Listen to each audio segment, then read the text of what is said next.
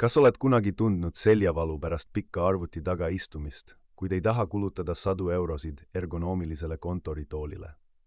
Siin on mõned lihtsad ja soodsad nipid, mis muudavad su töölaua ergonoomilisemaks ja mugavamaks. Esmalt tõsta oma sülearvuti või monitor silmade kõrgusele kasutades raamatuid või puidust kasti. See vähendab kaelapinget ja väsimust. Kui sul pole ergonoomilist tooli, kasuta väikest patja või kokku rullitud rätikut alaseljas toetuseks, mis aitab säilitada selgroo loomulikku kõverust.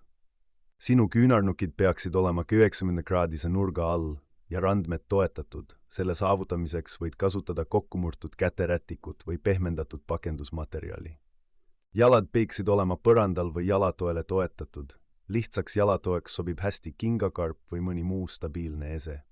Ära unusta regulaarseid puhkepause, kasuta taimerit, et meeldetuletus teha igaks 5-30 minuti järel 5-minutiline sirutuspaus.